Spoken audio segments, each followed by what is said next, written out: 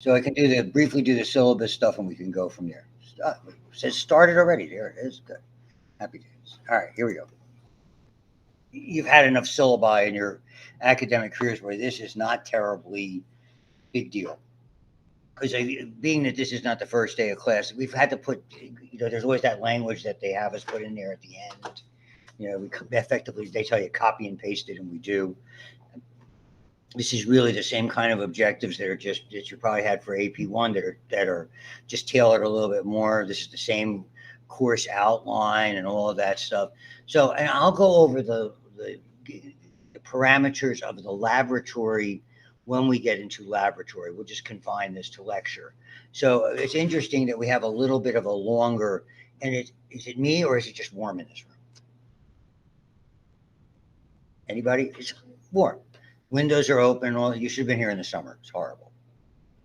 It unbelievably hot in here in the summer. Upstairs, I was in 263 for my lab, and I had two A&P labs. So I was in the lab, and that was ridiculously hot. I thought they fixed it. So I mean, because we do this two longer lectures than the customary 50-minute lectures. Personally, I prefer that because I think you get more into it. You may not. And so if you got to take call outside.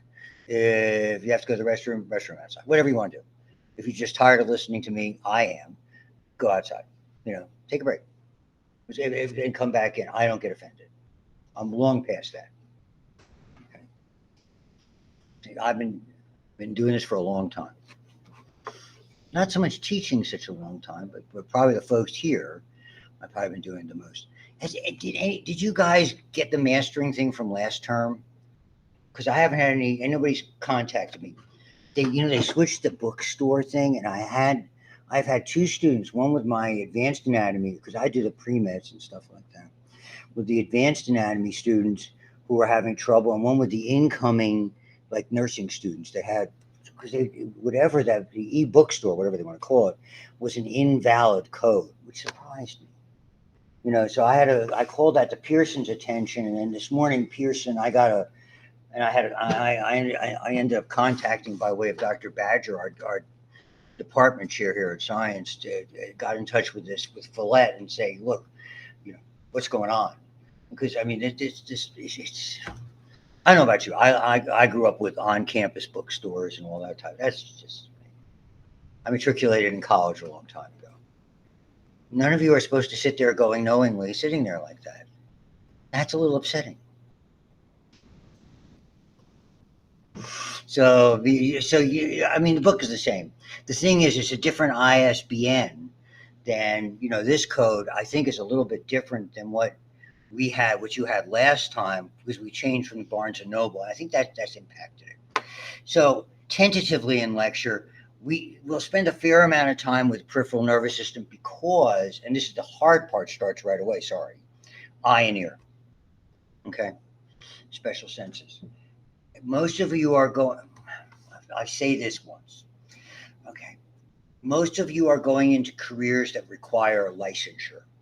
So sooner or later, you're going to have to take a series of, or more than one likely, of complex exams that are going to require you to obtain and to maintain your license over time. For that reason, those tests are, these days, they're you versus the computer. It's not a whole lot different than your friends who are in the nursing track with the NCLEX. And I'll say this 1,000 times, licenses are very, very hard to get and very easy to lose. So be wary of that. So the way I do things is I basically use, in a lecture, I use a series of 3, 4, sometimes 5, including a final, not cumulative, answering that question, of basically objective style exams. If there's any subjectivity, it's up in the laboratory. Objective, basically multiple choice matching, true, false, that deal. Not the fill in the blank type. That's more lab related stuff. So I leave the subjectivity there. The reason is those tests for licensure are of that nature. There may be a practical component. I do not know. Okay. When I was in practice, I had, not only did I had licenses in 4 different states at one point, though I only practiced in Pennsylvania. I had 3 board certifications, which I no longer maintain because I no longer maintain my license because I have to pay malpractice insurance, very expensive. And I haven't done treated a patient in anger, treated a patient, for fun and profit for more than 20 years. This is my second career. So to understand, I know how this process works, but all of those tests were like that. Most of the time, they may have had a practical component. Board examinations do, but licensure examinations were basically of the objective format, but difficult to say the least. Some states more than others, depending on where you're anticipating. States where people want to move to often have difficult exams. If you get my idea about that. Just throwing out little things at you from my realm of experience. So we start off, special senses are significant. And it's a somewhat complicated area. I'm not making it as complex as I'm going to do the pre-med students. It's all levels. When you're dealing in academics, and depending on where you're going in your careers. So if you're going to another program after you graduate from here, a specialty program, whatever it may be, if it's OT or PT for some of you that are there, if you're doing advanced imaging of some type, all of those programs require, as you train, your degree of detail and your level of difficulty increase rather quickly. It's like making the jump from undergraduate to graduate, or particularly undergraduate to medical school, or a professional school, if you want to just call it that. Okay, it's because you have a whole bunch of people you're competing with who are already overachievers, and sometimes they're very annoying. They don't play well with others. Okay, so all of those things kind of go with it, bless you. So that I'm just sort of talking extemporaneously, to let you know kind of the way why I do the things that I do. My goal is to give you a very good quality of knowledge on topics, and my thrust, my accent is clinical. You'll see. So you missed the bones part, which I know, the bones and joints, which I know the most about. But the other stuff I'm fairly confident. When we get to lab, I use some technology in the lab that you might find interesting, particularly when you look at certain kinds of things that we have. And we use them more for fun than for sort of to make points rather than write a bunch of comprehensive reports that are part of it. So that's where we are. So what's involved here, in short, chapter 14 is autonomic nervous system, as long as we're using this same textbook, which we've used for a long time. This is all peripheral nervous system. It includes special senses, cranial nerves, spinal nerves, etc., things like that. And we'll look at all of those. Chapter 15 is endocrine. That's very much of a physiology chapter. There's not a whole lot to do with that in a laboratory. We have some laboratory stuff to do with the eye and with the ear, anatomically speaking, and also with some of the nervous system elements that are there. So now the next unit after that is really 3 chapters, 16, 17, 18, are all cardiovascular. They start with blood, heart, and blood vessels. So that's kind of the way it tracks in that regard. So there's a fair amount. The blood is mostly I'll have to check with Dr. Badger to see what we can do blood-wise laboratory and work from there. Probably the most difficult chapters for students are principally most difficult, singular, would be chapter 20, which is the immune system, which is very, very complicated. And I'm trying to limit the degree of detail that is there. I limit the degree of detail with the advanced physiology students. It is a very complicated chapter. 19 is fairly straightforward because it's about the lymphatic system. Respiratory, then it's respiratory, and really we sort of conclude with respiratory, digestive, urinary, male and female reproductive. That's basically where we are. Okay. So that's the lay of the land. That's there. So here's what all this is pretty standard stuff. Those are the old required syllabus statements. I do not do extra credit. Don't ask. Okay. It doesn't help. If you're going to treat people, the emphasis is doing it as well as possible the first time. And if you make errors, and everybody makes errors. We all do. You don't want big errors. You don't want to administer the wrong, particularly a potentially harmful medication or a harmful treatment or whatever it is you're doing. Those kinds of things that are there. Let me see if I want to make sure I didn't skip anything with the grades. Maybe I did. I didn't put the grade rubric in. Oh my goodness. I will send it to you. I apologize.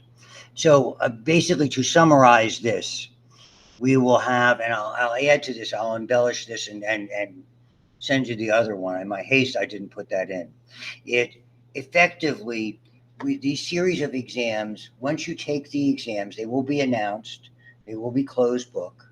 You'll have at least a week to prepare. I will provide a study guide, both written. I will even provide a review verbally. The review more likely will be sent to you than utilize class time, which is somewhat limited. That's the reason why, I'll be putting this stuff on a recording for you to have that. You're certainly welcome to ask questions at any time. We'll probably, the most of the content will be two, three, perhaps even as many as four chapters, typically three exams and a final, total of four, equally weighted. Again, final, not cumulative. So it's not like, oh my God, I got to learn all this stuff again.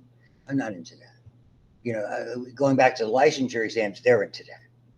It's not like it's not like you're getting at a piece. We're just going to do the nervous system today. Lucky you know the whole thing.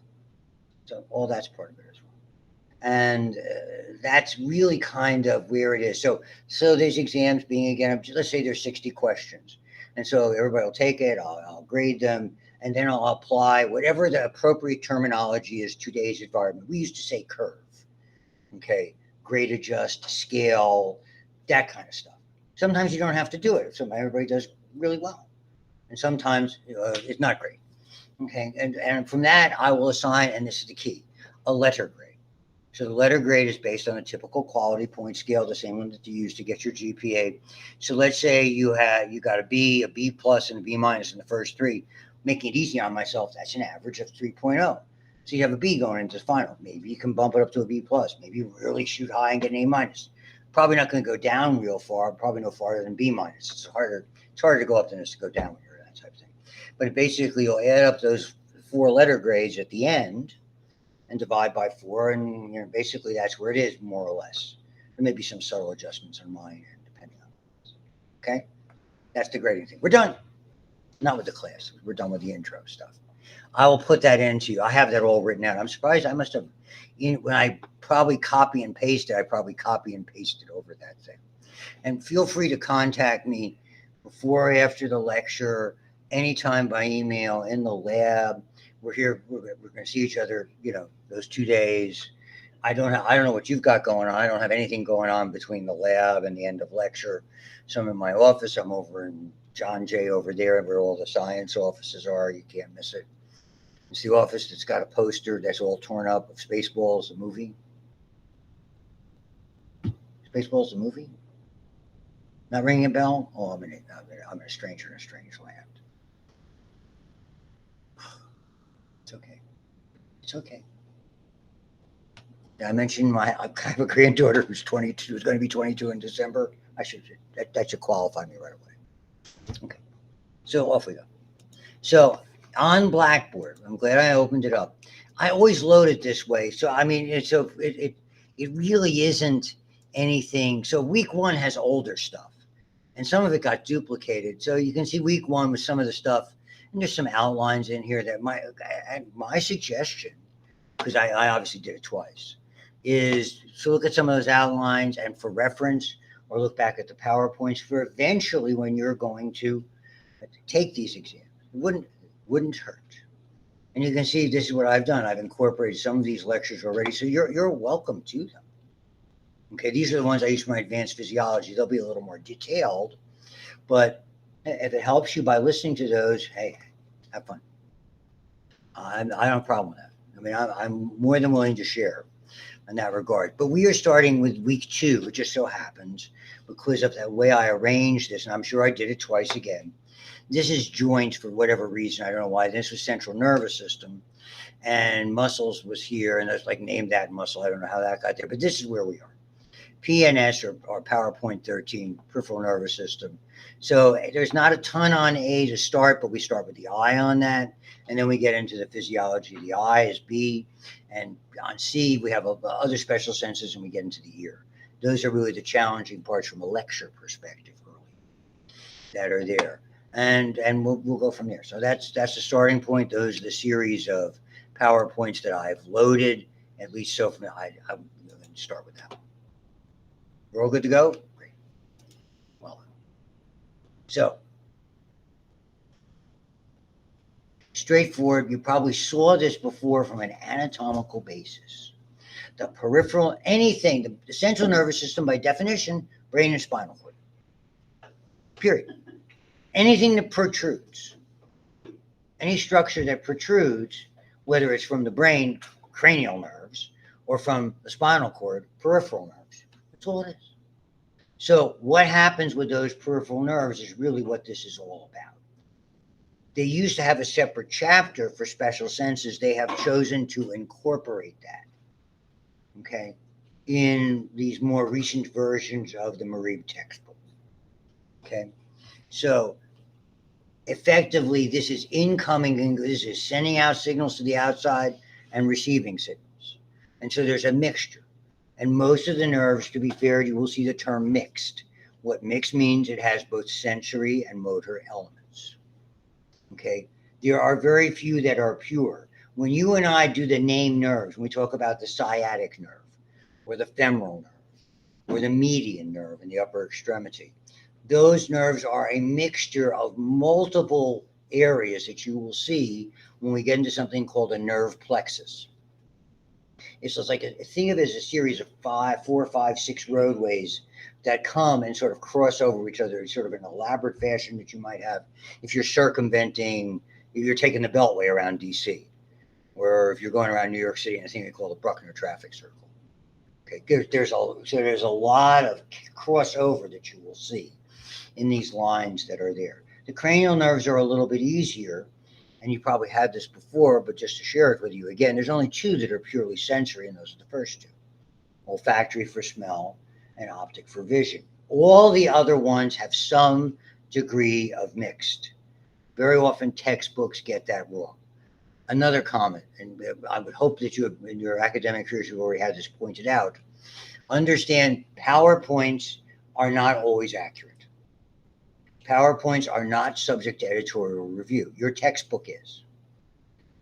They send the textbook chapters and illustrations to people like us to look at and comment and correct and send them back to the publisher. And for that, they pay you $100. And the nice part is you get your name inside the book if your ego's into that, mine's not. And don't need it anymore. The money I could use. But the reality is that PowerPoints, they just send to a graphic artist who's got the textbook in front of him and making up graphic designs. Nobody's double checking them. So you're going to see misspelling, misinformation, misplaced information all the time. I'll endeavor to point it out. That is true for any PowerPoint that's utilized for any textbook, I would dare say. So we'll go from there. And we'll look at this kind of stuff. It's not that important right now. This is the crux of it. So you've already done one portion of that. The peripheral nervous system, incoming, afferent is how we pronounce that. Okay. The reason, because afferent and efferent, when you say them quickly, afferent and efferent sound the same. So you might remember when you did muscles, you learned about abduction and adduction. That's a good thing for those who would endeavor to work in healthcare. It's very easy to confuse with names. So a lot of times using the proper terminology is important. A lot of things sound the same. Okay. I take what's called an ACE inhibitor. Okay. And we'll learn about that in kidney. It's called angiotensin converting enzyme. It's as common a blood pressure pill as there is, probably the top 1 or 2 that anybody with high blood pressure takes. ACE also stands for acetylcholinesterase inhibitors. That's something that was one of the early treatment for Alzheimer's. They're certainly not interchangeable. We don't even use them. My mom took it when early days and helped for about a year. That's why they have very much of a limitation. We'll get to that a little bit too. So, peripheral nervous system. So the peripheral nervous system, the sensory or afferent, motor or efferent. So it depends on where it's going. If it's going to the body, okay, and that's what somatic means, of the body, whether it's a muscle, whether it's a joint, whether it's a skin, that is somatic nervous system. Autonomic is basically the structures, and you already had this chapter. If you want to use the term automatic, that's fine. There are things that are governed by our body's presets. The whole basis of homeostasis is the autonomic nervous system. We don't supersede it other than extraordinary circumstances. Can you lower your heart rate? Sure.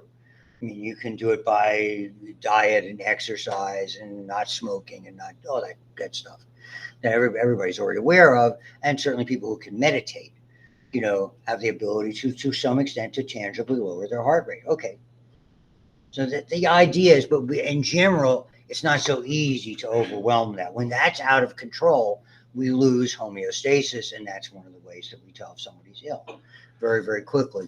And you had this again already. You have two portions of that. It's basically a motor division. In the way that it works, it does rely on sensory input, as everything does. And sympathetic, the action division, just for a quick review, basis of and parasympathetic is the rest division. So the whole key to it, and hopefully this is how it was framed to you. Everybody teaches differently, and I'm not being critical.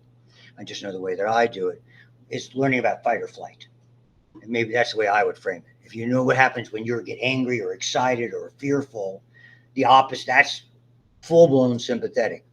Eyes wide open, rapid breathing, heart rate increases, blood pressure increases, that deal. The opposite of that is parasympathetic. For most of you, that's what you should be in now. When we're sitting in a classroom, when you're at home, when you're studying, for the most part, you're parasympathetic dominated. When you're sleeping, it's parasympathetic. So if you're going to go work out in the gym, okay, sympathetic starts to take off. You're going to go out for a nice long walk, maybe go out for a run, that type of stuff. Why anybody would do that, I don't. It's fine. My eldest has done, are you ready? Don't ask me why, like 6 marathons. Oh, having a kitty. Hold on. I just got a text. Wait, I'm sorry. Me too. Let me give the same message to both of you. They don't know my schedule yet. Okay. Hold on. Hey, in class.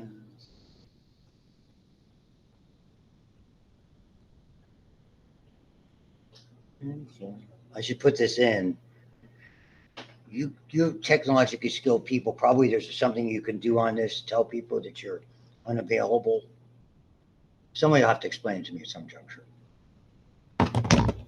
Moving on. So that's that part. Moving on. Sensation, stimulus, perception, the interpretation of it. Like I said, we're hot. I am, at least here. So how did my sensation, so I feel myself perspiring. I certainly feel warmer than, let's say, than I did at home, or certainly earlier this morning. And so my perception is the interpretation of those stimuli we're talking about. So basically, this is how I'm reasoning this is the somatosensory system. That is coming to me because of basically sensors in my body wall, mostly in my limbs. And you have ones that are external receptors on the surface that are telling me about the warmth. We have internal receptors, let's say that I'm not really sensing, but if my temperature starting to increase, there are some accommodations being made inside. And the most fascinating ones are these that we really don't think about. And it's kind of the reason why almost every nerve, with the exception of just that, like those limited two cranial nerves of optic and olfactory, are purely sensory. They're called proprioceptors. A proprioceptor kind of tells you where your body is in time and space and place. So, I mean, if I said, everybody close your eyes and tell me where your right hand is, I would wager you would all know. Okay? You close your eyes and tell me whether you're sitting or standing. You'd all know. That's a proprioceptor. Okay? Proprioceptors are tiny sensors that are in muscles, they're in joints, they're in tissue that surrounds them, that basically is continually sending information to your brain. It's processed in a particular region of the brain that you might recall called the cerebellum. The cerebellum's job is what's called ipsilateral motor coordination. So, and a lot of muscle memory, if you're in athletics or sport, come from that. So you don't have, you can recall. It's not like you're trying to hit a baseball or a softball that you have to, well, I better get ready with my wrists and do this. You just boom, I just do it. that kind of thing. So ipsilateral means same side, contralateral means opposite side. Most things in the body are contralateral. The left side of my brain is telling the right side to do this, to make a fist. Ipsilateral coordination by those proprioceptors tells me if I'm going to do this, what else do I have to do? Do I have to lift this up? Do I have to shift my weight? That type of thing. And we don't do it. You don't even, and again, the memory aspect that it encodes, and there's probably more synapses, if you recall that word, interconnections between nerves in that part of your brain than anywhere else. Okay? Even though it's the second largest area, it's not nearly as large as the cerebral cortex or the cerebral portions of the brain. So, and we can integrate this at the level of the receptors and their circuits and perception. And to me, it's not a big deal. Okay. For the time being, I'm not going to be talking so much about this. This is the kind of stuff that you would have covered in AP1, where reaching something called generating an action potential, obviously ringing the bell with you there. And so it has to, for a particular receptor and triggering a receptor field. What we do a lot of, and you'll hear the term a lot as we get into the class, is energy. We do energy transformations, and we do it by transducing. That means changing one information. We're going to start right away with the eye. We're going to find a way to take light energy and effectively change it into an electrical signal. When you're changing energy from one type, like your hearing is physical, it's vibration. Seeing is light. Smell and taste are chemicals. How are we able to do that, to take those impulses and somehow manufacture them into an electrical signal and send them to the appropriate part of the brain to know that I just saw, what it looks like outside, or I can, see what you're wearing. You're going to be able to identify, is your hair long or short? Do you have what color is your top? However you want to describe it. So there's different kinds of potentials that are involved. And so without getting back into all that stuff, between graded potentials generally are not sufficient to reach threshold. And threshold's like the point of no return, where once you hit that, boom. And the same thing with muscle, that type of thing. So we get little bits of impulses, and a lot of times we don't respond necessarily. It's like you're hearing them. If you're unfortunately like me and have children, joking, because they're not children anymore. My youngest is 37. Okay. And it's like in the car when you're riding, and you did this with your parents. Are we there yet? 10 minutes. Are we, that type of thing? And just what, after a while, your parents want to just, not that I would do that. See, in my day and age, parents did that a lot.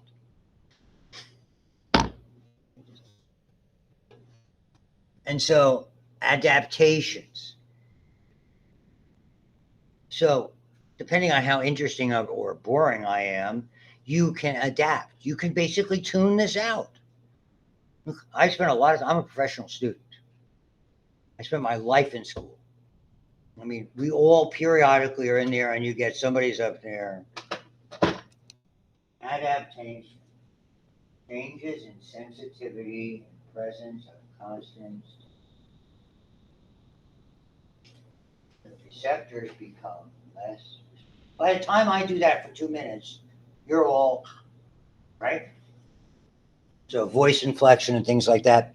Adaptation. So you're going. You'll go in the lab. You've been in the AP1 lab. You have that fan on all the time.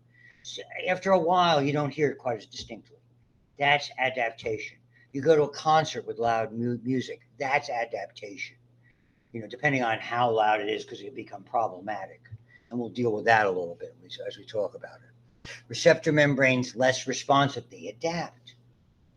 Okay. It's like eating, if you're like me and you like spicy food,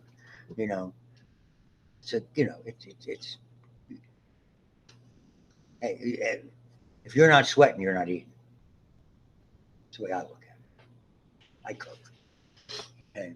So I a little jalapeno, a little Cholula hot sauce. Oh, so good. Right in there.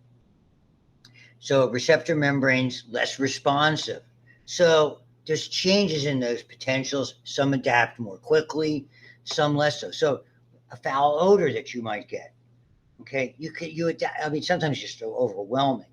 But I mean, so, we have so many examples, and there's different kinds of receptors. Nociceptor is kind of a newish word that wasn't around when I first learned about this stuff. I first started studying this stuff in earnest about 50 years ago, but they mean pain receptors. By definition, pain receptors, we used to think work differently, but now they go into their own sort of thing called nociceptors. So you have different kinds. You have pressure receptors, light receptors, chemical receptors, which probably are the most abundant. Okay, all of those different kinds of receptors, but the nociceptors are more specifically thermal receptors for temperature, if I didn't mention that. You probably, if you may or may not have had this, depending on the degree of detail, it's not that important to recall right now.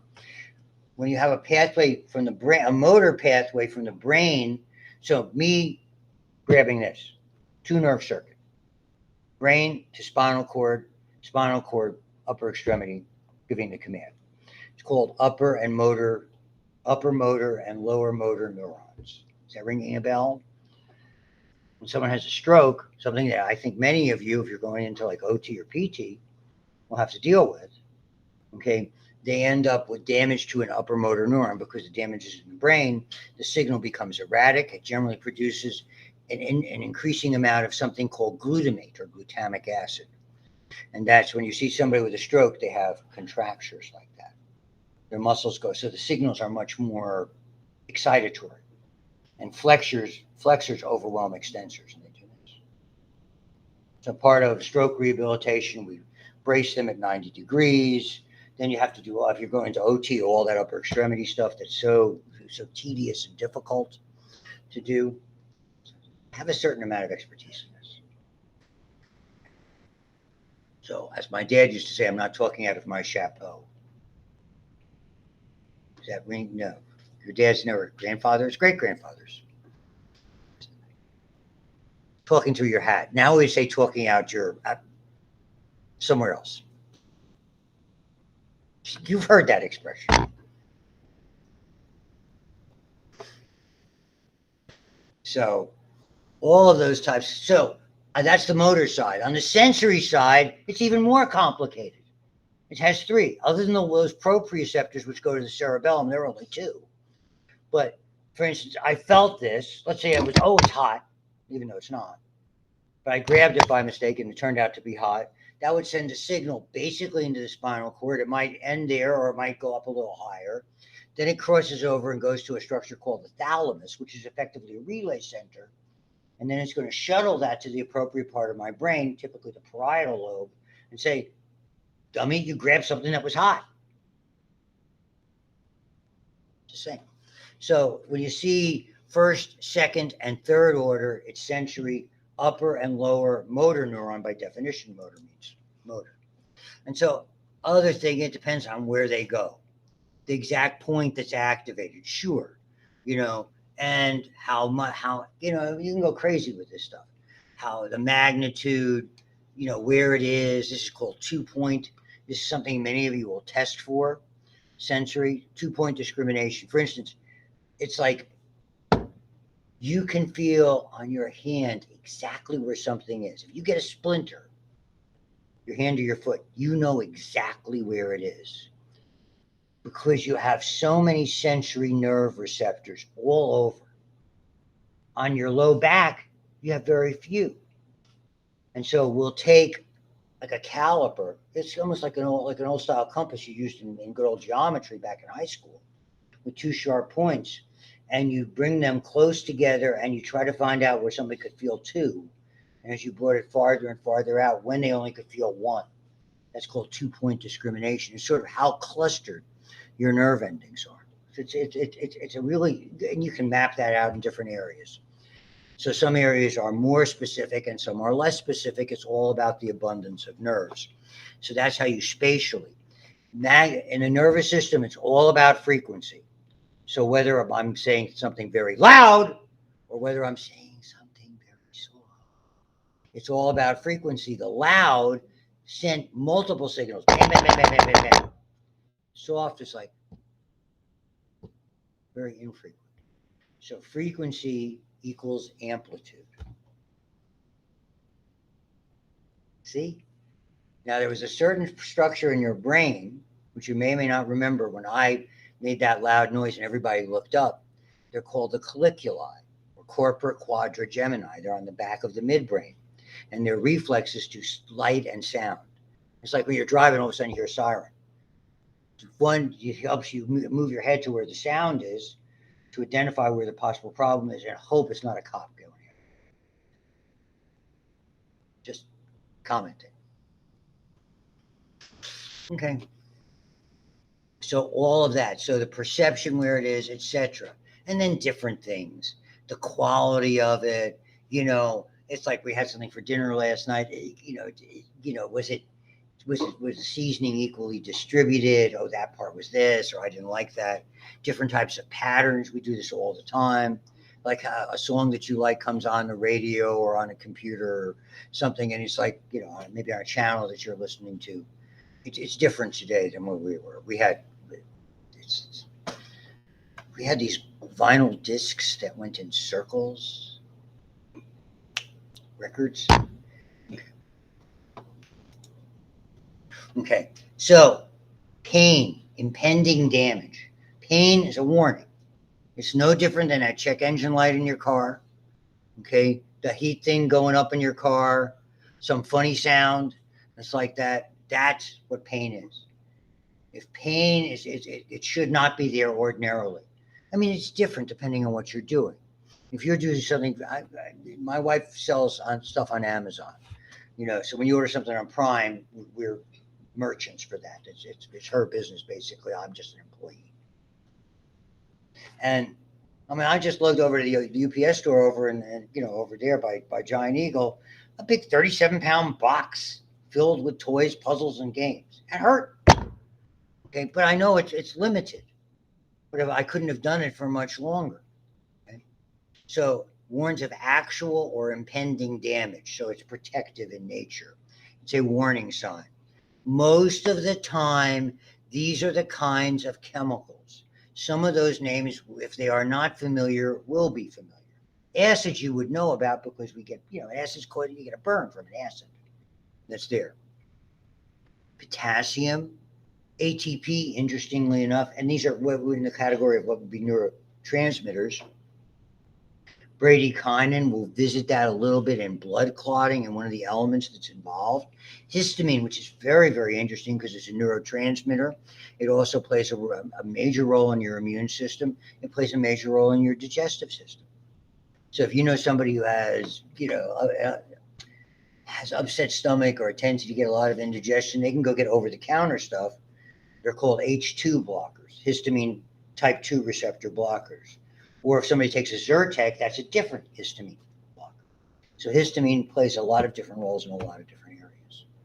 Okay, the Zyrtecs the Claritin and Zyrtec are popular now because the pathway is not as a non-drowsy pathway, as opposed to the old style antihistamines, which tend to make people more drowsy. Just good, even though they're still readily available, things like Benadryl. Which definitely has its use. It's really safe for children, by the way. So impulses travel, neurotransmitters, there's the glutamate. Substance P, and the big P stands for pain. Okay? So there's certain things that negate substance P, and it works to some extent. There's a product that's made from red pepper extract. Okay. Bell peppers fall into the category of, and they're a fruit because they have seeds inside. They're called capsicums. So whether it's a jalapeno or a ghost pepper, or whether it's in your garden, a green or a red sweet pepper, whatever it is, or a jalapeno, they're all capsicums.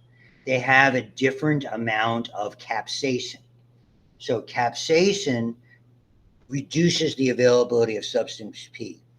I first started using that when it was prescribing it for diabetic patients who had a disease called diabetic peripheral neuropathy, which we'll talk about in endocrine. Okay.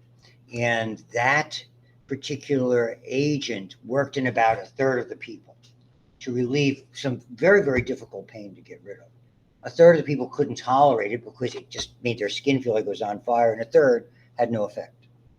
But what it did, its method of action was to diminish the availability of substance P on receptors under the skin, just to give you an idea. And so, and then these are the endorphins. You probably learned about that when you learned about neurotransmitters. They're short chain polypeptides, 8 or 9. None of, you're not getting a test on any of these. This is all background. You're not going to have to revisit chapter 11 on this type of thing. The endorphins are naturally occurring things. It's why, probably why my 40-year-old son ran 6 marathons. Okay. Oh, I feel great.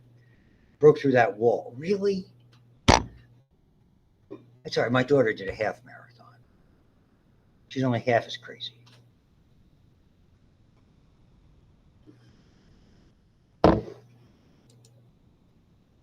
Thank goodness my middle one is much more sane. He'd rather, if I gotta go 26 miles, I'll drive. Like you run the Pittsburgh Marathon, you start downtown, you end up downtown. You're not even going anywhere. What's the purpose of that? Go figure. All right. So, variety of things that are associated with pain. We all have a different amount of tolerance to it. Some people are much better than others. That's I don't. Other than a genetic basis and all of those types of, pain is very complex. So for many of you who are going to health fields, it's very, very hard to deal with. The biggest single problem we have had over the last 60 years, and you hear it in the news all the time, is the over usage of opiates. All the problems that they had, they're still litigating it.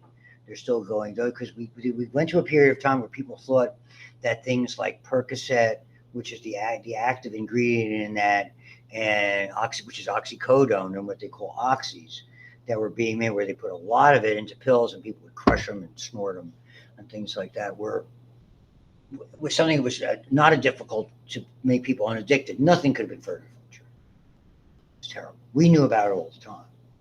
I don't know why that persisted would be the right word, but it's very, very, so pain, taking care of pain by desensitizing, various kinds of therapy, physical therapy, desensitization therapies, a lot of counseling that goes on, other activities, exercise activities. These are all things that, so pain management clinics are very much multifactorial. They do a series of blocks we'll talk about a little bit, because in the spinal cord unit, now you have the spinal cord in AP1, but you probably saw the distinction in the brain. We have the meninges.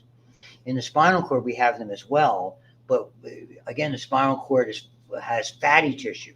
And it's the reason why we see epidural anesthetics and what they, during pregnancy or at the time of delivery. So if they're given properly, they provide a certain, in some people, a substantial amount of relief. In some, it's all about giving it properly. But nevertheless, what happens is you use injections like that, a series of what they call blocks with local anesthetic, to try to, mitigate certain amounts of it.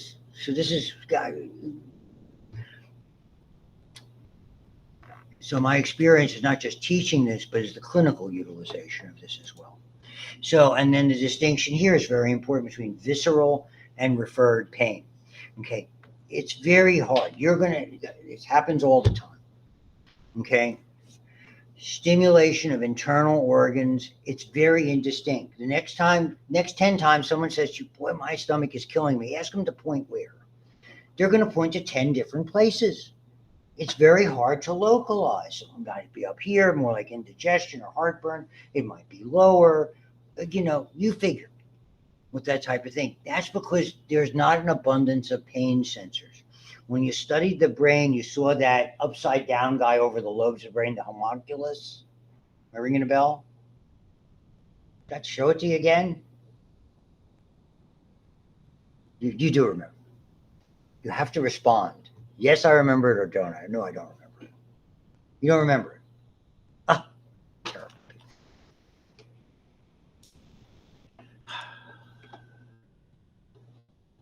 And they wonder. Thankfully, I know where this stuff is. The upside down guy. Hopefully it's on. Ah, this guy. See? Homunculus. So here's sensory, here's motor, here's sensory. So when you talk about the intra-abdominal area, not a whole lot. Like I said, if a bug lights on your face, you know exactly where it is. But if you have an upset stomach, it could be anywhere, unless it's very, very specific. And that's what that tells you.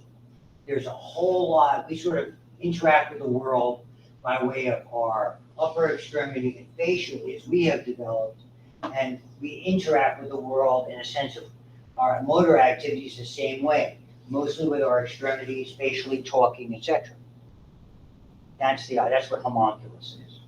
It's a fun name to say, and two, it gives you an idea of why this thing we have called referred pain. It's why when if I go into the emergency room, a 72-year-old man who is overweight on high blood pressure medications with pain, tightness in their chest and pain going down the inside portion of the left arm, the first 63 things that they're going to work on is, am I having a heart attack?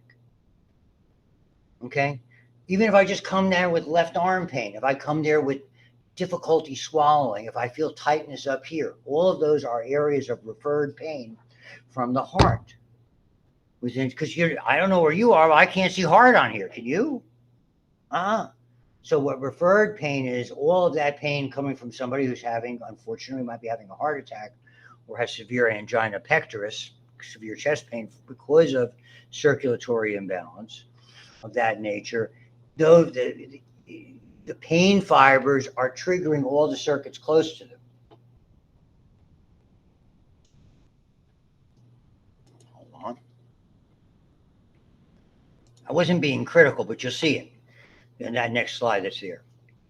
Aching, gnawing, burning, all of these things can be muscle spasms, chemicals. The one from the heart, ischemia, means an absence of circulation. Okay, when somebody is ischemic, it's a problem. We want things to be, and here's the other term to learn, it's called perfused. When we talk about adequate perfusion, it means adequate circulation. Inadequate circulation is either poorly perfused or ischemic, is almost absence.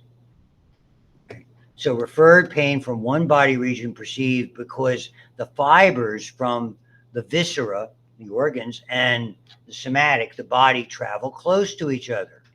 And so it's a really neat chart to learn about in this regard.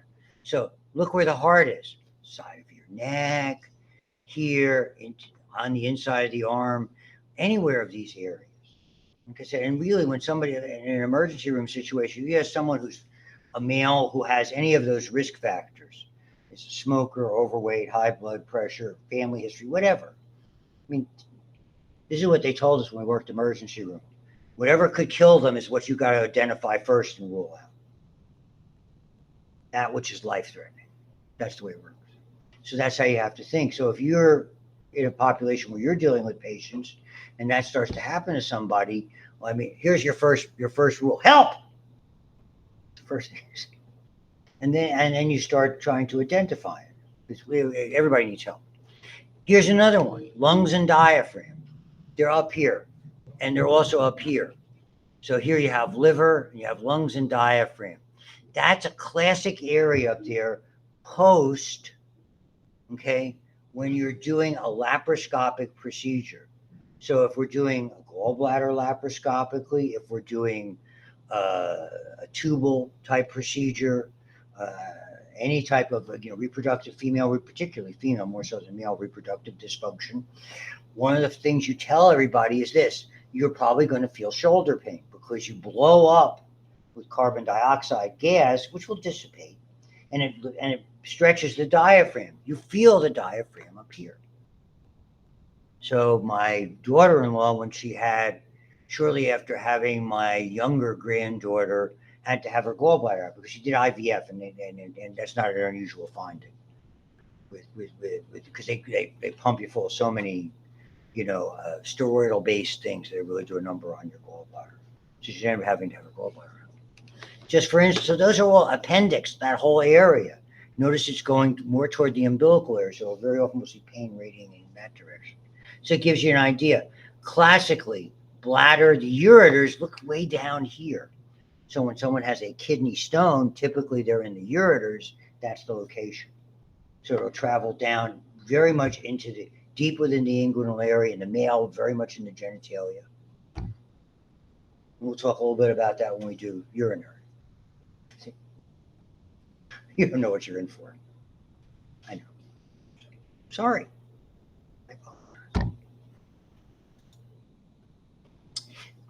This is, okay. Hyperalgesia means something that's excessively painful. I've seen a ton of phantom limb. Okay. I was a resident, we had a lot of amputations. We didn't have a lot of advances then in surgery, a lot of modern techniques in reconstructive surgery. I did my residency between 1977 and 1979. Okay. So we're cutting off legs a lot, unfortunately. So what happens is it's almost like the person thinks their leg is still there. Sometimes it related to the way the nerves are entrapped. Surgically, we take those nerves and we try to bury them in muscle, because if they get caught up in skin or scar tissue, they can create even worse pain that's there. And so you can see epidural anesthesia during surgery, something, even if it's being done in a general, using the epidural at the same time or immediately thereafter, let's say in recovery, is of advantage. So different changes. Again, graded potentials means not an action potential, but it will at least potentially be close to triggering something along those lines. So all of that's part of it, and these are the different receptors. So mechanoreceptor, touch, you can feel. I mean, I close my eyes, I know if I'm touching the tabletop, I know if I'm touching my phone, I know if I'm touching, this travel mug. We all know that. Thermoreceptors, self-explanatory. Photoreceptors in your eye. Chemoreceptors, surely the most abundant. Even though, if you did it by number of cells, the eye would predominate. But if you think of the number of systems, they're mostly, we basically have chemical sensors all over the place. And then nociceptors, by definition now, relate to pain. So they could be thermoreceptors, pressure receptors, chemical receptors, but because their end product is pain. And again, pain is very, very difficult. External for external, skin, touch, special sense organs. Internal, typically, and we're going to talk about this a lot. Let's say most of you are going to grab lunch after this. The minute you start to put food in, you trigger a phenomenon called peristalsis. Okay, basically moving the food along so it can be broken down and eventually absorbed. And then we create energy from it. That is by a series mostly of stretch receptors more than anything else. And other receptors that we'll talk about. Chemical changes, they rely on acid and bases, stretch, etc. And it depends, okay? Usually we don't know about it, and the interesting proprioceptors, where things are at any given point in time. So they're very useful, and it's when they're not there that we see a lot of problems. A lot of times that is the things where you see it the most for most of you folks, if you're treating an adult population, is again in diabetes. So diabetes patients become insensate. We've always wondered why that is, whether it's microvascular disease, whether or not it's a chemical disbalance. It's been studied for a long time. There are treatments, but in general, it is a very complicated area. The current approach for most patients is very aggressive control early. We'll talk about that when we talk about diabetes. I say this to all my classes, particularly those going to health sciences. If there is a disease for you to learn the most of, particularly if you're dealing with an adult population. Here's the little trick. When you guys get into the clinical realm, as many of you were, and you're going to start, maybe you've already started dealing with patients, you could do it on your phone. We used to have like a little spiral notebook, a little, like a little thing you have in here, you flip it out. Every time you got a patient, you write down the major 4 or 5 top diagnoses. Every time you got the same diagnosis, put a check mark or a tally mark. Take 6 months and see where most of the check marks are. Those are things you got to know the best. Diabetes, high blood pressure, arthritis, heart disease, because that's what people get. Okay? How many people are going to have, Sjogren syndrome, though Venus Williams has that, the tennis player, are pretty rare that are involved. So you're not going, exotic things happen. Ehlers-Danlos, the India rubber man. I've seen one case. Like the guy started a vet's hospital back in 1976. Guy come back from Vietnam. So and those you do what everybody else does, you look them up. Same thing with medications, like those common blood pressure or heart medications, arthritis medications. Those are the ones you got to know the best. What the side effects are, what they do. Nurses do med cards. They still do, I'm sure. However they do them today. So majority of the receptors are simple. Okay. The dendrite, the receptor end of the nerve, has some type of modification. The special senses are just that. See, in the old, and they didn't change this. It's now all in chapter 13. There used to be a separate chapter, chapter 15, which is the special senses. That's the PowerPoint I was talking about. So thank you for making my point. So most of the time, they're fairly straightforward. Touch, temperature, pain. There's really multiple times, and I don't go into this. I do this with my advanced students. Things like hot, cold, sharp, dull, pain are free nerve endings. You see the little, and you'll remember this. You have here's the dendrite. You have those little branches that are sticking out, right? That's, and let's say here's the cell body, and then this is going into the spinal cord, or some aspect of the brain. Those are free nerve endings. So, and that's, you have an abundance of those. And again, the more sensitive the area for your face, you have a ton. The smaller your back, you don't. Okay.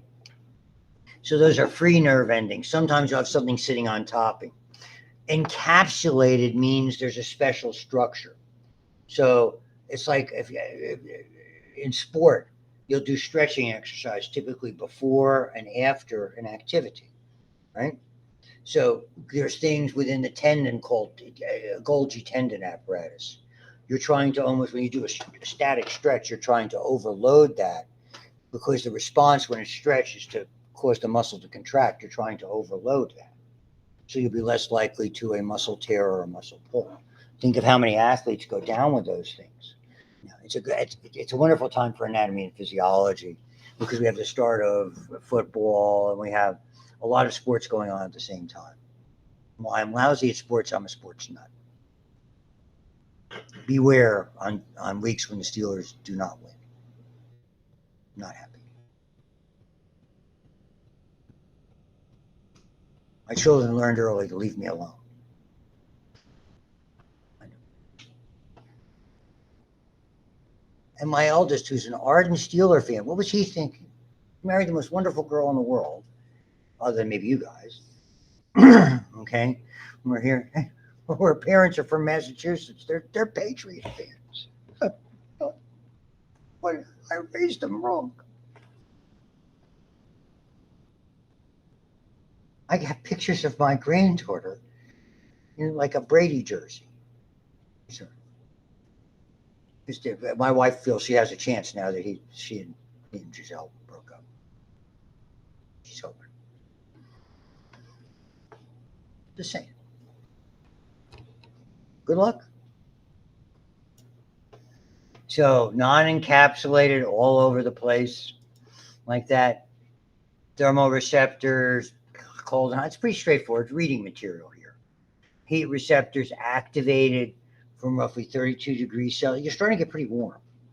You start thinking of where that 37.6 is. So you take 9 degrees off. So you're getting about 88 in the old Fahrenheit scale around there. And this is, you're really getting hot here. Okay. Again, non-encapsulated, different things that are there. Extreme temperatures, pinching, different ones here's the capsaicin that I was telling you about, opened by heat. Low pH would be acidic things that are there. Histamine, we're going to talk about a lot. That's released by something called a mast cell. When you see somebody who gets the hives, and allergies are going to be an important part of this. And so you have lots of the Merkel disc, you might remember from skin. There's a Merkel cell that sits on top of a free nerve ending. That's one of the 4 types of epithelial cells that we find in the epidermis. You have keratinocytes, you have Langerhans cells, you have melanocytes, you have Merkel cells. So those and they're all of significance. Hair follicles are wrapped, so we can always feel when our hair is moving against something for the most part. So by and large, they'll tell you that hair is one of their roles, is tells you whether something creepy and crawly is going on. See, that's my dog. Big dog. So these are, as you can, there's like the hair follicle one, there's the Merkel cell, free nerve endings that are there. And then when we talk about encapsulated, these are more advanced. Okay. Fingertips. So it's more discriminative. You get a little bit more that's there. Pacinian corpuscles. It's one of the first things to go in the aforementioned diabetics. They lose their sense of vibration. When you were in lab, did you look at the tuning forks that we had in the lab last term? No? Well, I'll show you a little bit when we go up in lab on Thursday. Now you can do them differently, but tuning forks were used for audiometry testing, and we use them a lot for diabetic, for peripheral nerve disorders. There, different kinds of ones in the dermis for continuous pressure. These are the muscle spindles and the tendon organs I was telling you about. So sometimes what you're trying to do, if you overload them, they're less sensitive, and so you're less likely for muscles when they're stretched excessively to respond irregularly. You see a lot of athletes now. We're getting to the end of the season. We're starting to see problems that are really starting to develop. And you'll see in the football season, that first game, we had the first college games, the first pro games a week from Thursday. Someone's going to tear something. I'm not wishing it on them, but they are. And they should show you some of the pictures there. I didn't mean to bust through it too excessively. But this just gives you an idea what they are like. So this is general, which really brings us to the first. So all of that to me is general knowledge. So I think you need to know the difference between motor and sensory. I think you'd have to know that frequency equals amplitude. I think you'd have to know that free endings are hot, cold, sharp, dull, touch, etc. You should know what a proprioceptor is. I'm just summarizing the things are important. Referred pain would certainly be important. Okay? So you get an idea. Which brings us, how's this? Nearly 3/4 of what we collectively call your sensorium is about your eye. We are visual. Okay? When someone loses their sight, your other senses have the opportunity to develop. And there's some miraculous people who have not been able to see, who have done unbelievably good things. Okay, so a lot of times there's a certain amount of compensation. It's very interesting. I always think that when it happens early in life, we call it the plasticity of the brain. When someone is damaged early on, it gives the brain a variety of alternative pathways. You're the first class I'm sharing it with this semester. My absolutely wonderful granddaughter, who's starting 2nd grade or started already, has had a stroke, had a pediatric stroke. And she can talk, she can reason, she can do all things. It's definitely affected her motor aspect. When my son and daughter-in-law, they were told when they first made that diagnosis about 9 months after she was born, they said, you'll be fortunate if she can talk and move. Now try and stop her. So it's just remarkable. More about that down the road. And I do show pictures of the dog and the cats, but granddaughter as well, and grandson. So half of the cerebral cortex is about visual processing. Half your brain is, because we process everything that we see. You're seeing this, hopefully you're incorporating some of it. The best way to be successful in anatomy and physiology is being able, particularly in the anatomical aspect, is to be able to do like I showed you before with that homunculus thing, is being able to kind of keep, if you can recall even aspects of that image. It doesn't have to be photographic, but we compartmentalize things. Pictures help. Putting the data into little data packages help. That's the way that you're able to be successful in this. Not everybody is blessed, beg your pardon, with, aspects of photographic. My dad and I were, to a certain extent. Now, I'm lucky, not smart, lucky. On the eye, we only see about a sixth of it. When you're looking at someone's eyes, you're seeing about a sixth of the actual size of that spherical structure. Okay? You're going to see fat around it. We'll be dissecting an eye up in the lab. Probably not this week, but probably next week. I'm thinking. I got to see how much we have in the supply department. And we're going to look at like all of this is a recurrent theme. We have accessory structures and we have the primary structure. So when we talk about reproductive, we have ovaries and testes. They're the primary structures. Everything else is accessory. We have the urinary. We have the kidneys. They're the primary structure. Everything else helps. Okay? So you're going to see a recurrent theme with that. So voila. So it's easier to do this, even if this is more often lab, but this is the kind of structure. So a lot of what you'll be doing in lab will be, some of the practicals will basically be taking images and labeling them. Laboratory. So you'll have the pupil, the opening, the iris, the pigmented area. That varies, obviously, genetically. The white of the eye, which is called the sclera. You can see the white, but what you see here is the conjunctiva, which is a clear membrane that has blood vessels. So why do we see them periodically? If we strike our eyes, if we rub our eyes, for people who overly indulge in certain alcoholic beverages, because that dilates blood vessels, you get bloodshot eyes that are there. And that's what you're just seeing, little bits of it. But most times it's just from rubbing the eyes. That will do. And yeah, we got eyelashes and eyebrows and all that stuff, and I don't go crazy about it.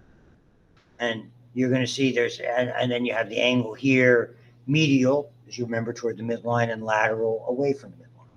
And the fact that it's a commissure, I really don't care about. So you're going to see that. So the sclera is here, and what you can't see, and it's extraordinarily important, there's a clear layer of connective tissue based on the way it's made of the same material as the white of the eye, but the fact that it is arranged differently, the collagen fibers and the structure, allows it to be transparent. And it's what you and I call the cornea. And the cornea is one of those areas that is subject to damage from light, from exposure, from aging, and as well as the lens, which is a similar material that is arranged differently that allows the light to transmit through it. Those are two areas that are subject to a phenomena called cataracts, which are typically brought about. There's a variety of risk factors, and number one on the hit parade is aging. There's other things that add to it.